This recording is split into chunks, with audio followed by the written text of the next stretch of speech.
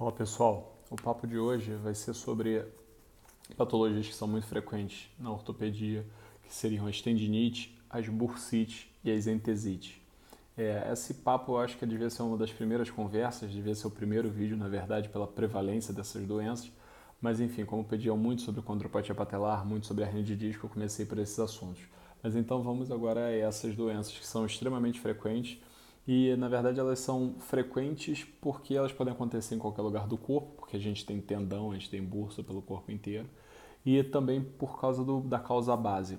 Então, meio que seguindo aquela sequência lógica dos primeiros vídeos, a gente primeiro vai definir o que são tendinites, bursites, o que são entesites. Tendinite, bursites e entesites, o nome já explica. Tudo que leva esse sufixo "ite" em medicina significa inflamação. Então, tendinite é a inflamação de um tendão.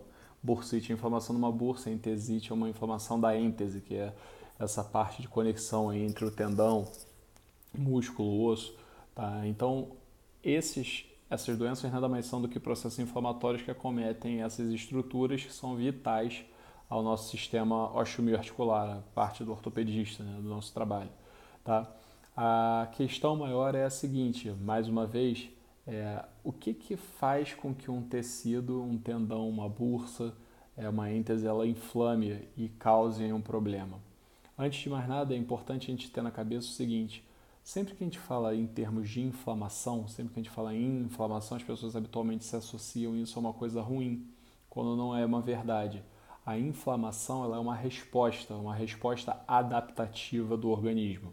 Então a inflamação ela serve como um processo de adaptação, como um processo de reparo, tá? E essa inflamação ela é mediada por uma série de moléculas que, se não for bem regulada ou se a inflamação ela foge ao controle do organismo porque a mensagem de inflamação, de reparo, ela não é interrompida, aí você pode ter um problema. Porque aquela inflamação que deveria reparar uma estrutura, aquela inflamação que deveria adaptar uma estrutura, ela começa a criar uma lesão na estrutura. E esses mediadores eles começam a desorganizar a estrutura, tá? Pode ser a bursa, pode ser o tendão, pode ser a êntese, e levar a um problema de verdade. Então, o grande problema não é a inflamação. O grande problema é a inflamação que foge o seu objetivo inicial, que seria de reparo, ou seja, uma inflamação descontrolada. Aí vem a grande questão: o que faz uma inflamação ser descontrolada? O que faz um tendão, uma bursa ou uma êntese entrar num processo inflamatório sem controle, ou seja, excedendo só a mera função de reparo? Existem alguns motivos. Obviamente, a gente não vai falar sobre as exceções das exceções. Por exemplo, tem pessoas que têm doenças autoimunes, como artrite reumatoide, como lúpus, onde o corpo ataca a si mesmo. Por isso que ela é autoimune, ela desenvolve imunidade contra ela mesma. E aí, criando um sistema de defesa contra o próprio organismo, ele acaba fazendo inflamação e levando a vários processos inflamatórios. Mas a gente não vai se focar nisso. Tá? A grande questão é por que um indivíduo normal, sem uma doença autoimune, sem uma doença de base, abre um quadro de uma tendinite ou uma bursite e essa inflamação começa a criar desconforto e dor. Os tecidos do nosso corpo, eles precisam, tá? Os tecidos do sistema musculoesquelético, eles precisam de estímulo, tá? Eles precisam de repouso e eles precisam de substrato para funcionar. Eles precisam dessas três coisas. Se você pega um tendão e você oferece estímulo, substrato e repouso, esse tendão ele vai aumentar a sua arquitetura, ele vai melhorar as suas propriedades mecânicas e vai ser um tendão maior, mais forte, mais resistente.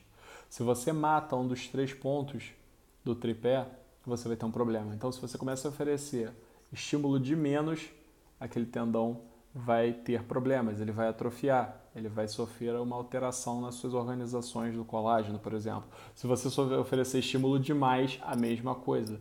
Tipo, um estímulo excessivo vai fazer com que o processo de reparo não consiga adaptar o tendão e entre no processo inflamatório. Se você não oferece substrato adequado, não adianta você oferecer o estímulo ideal. Se esse substrato não chega no tendão para oferecer matéria-prima para o tendão se adaptar, você vai ter problema de novo. Quando é que isso pode acontecer? A gente vê, por exemplo, em situações que o tendão é mal vascularizado, digamos no tendão de Aquiles, perto da inserção do calcâneo, tá? Que faz com que essa região seja muito frequentemente acometida por tendinites e tendinoses do Aquiles em corredores. O cara está mandando o estímulo, mas é uma área que recebe pouco sangue e aquela área não consegue adaptar. pessoas com tendinopatias de manguito rotador.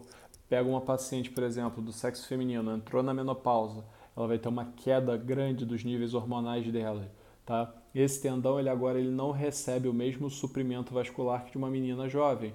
Então, se você começa a botar estímulo, estímulo, estímulo, se ela pede aquele braço frequentemente para as atividades do cotidiano, digamos que seja uma costureira, uma manicure, ou uma pessoa que trabalha em casa, ou uma digitadora, enfim, e esses níveis hormonais caíram, ela não vai ter mais o estímulo trófico por causa dos hormônios, o estímulo de crescimento vindo dos hormônios, no caso do estrogênio na mulher, tá? Vai começar a cair a vascularização, chega menos sangue, chega menos oxigênio, chega menos nutriente, aquele tendão começa a degenerar.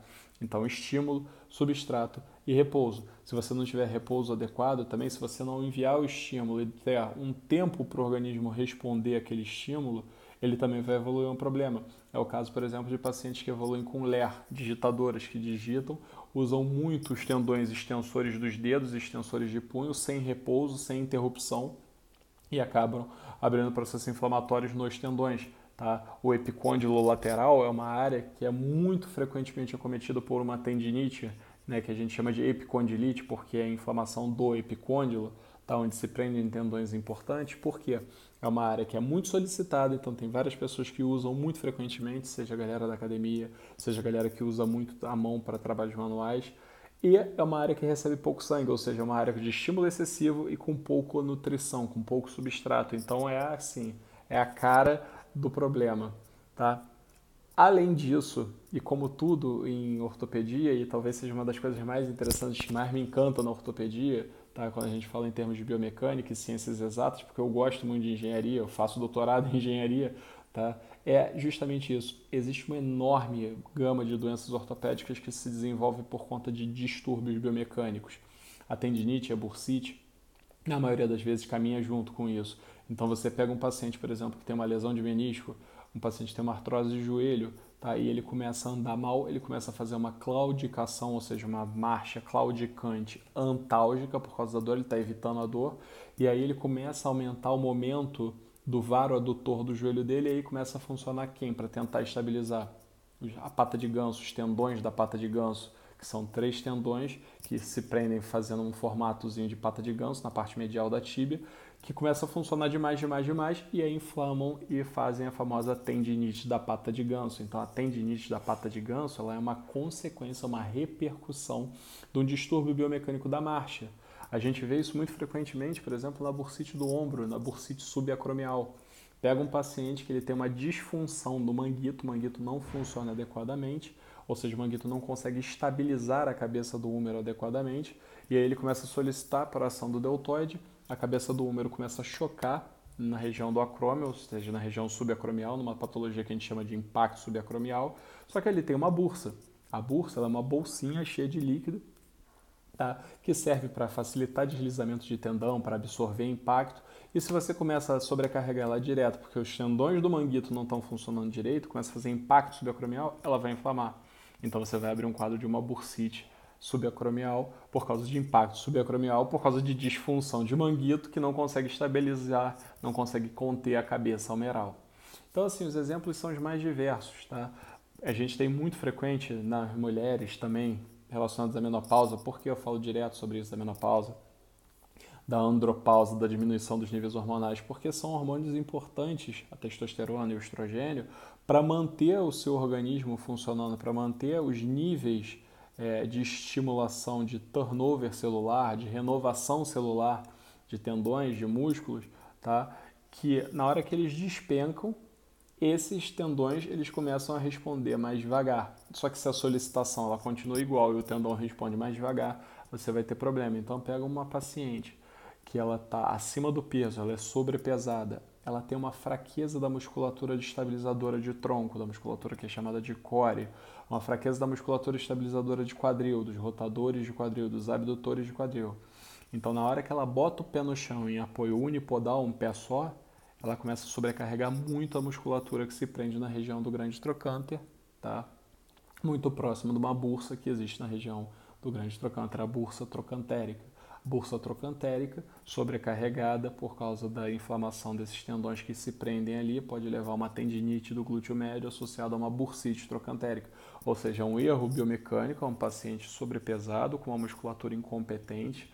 Às vezes existe a questão hormonal por baixo, ou seja, um paciente que já responde mais devagar por causa da idade, por causa de andropausa, por causa de menopausa, e aí você passa a ter um cenário muito complexo. Então o entendimento disso é fundamental. Por quê? Porque não adianta você entupir um paciente de anti-inflamatório para tratar uma bursite, para tratar uma tendinite, sem tratar a causa base do problema, sem tratar a gênese biomecânica do problema, sem tratar a disfunção que fez aquilo acontecer. É muito frequente, tá? Em várias doenças ortopédicas, o processo inflamatório ele ser, na verdade, a ponta do iceberg. O iceberg todo lá embaixo é uma disfunção de várias organizações estruturais de músculo, tendão, posição articular, reação articular, que fazem com que aquele tendão, aquela bursa, que deveriam trabalhar normalmente transmitindo força, absorvendo impacto, eles começam a ser hipersolicitados ou mal solicitados. E aí, sendo hipersolicitados, mal solicitados, o processo inflamatório, que deveria ser um estalo para fazer um processo de adaptação, ele vira um estalo para um processo de adaptação que nunca chega.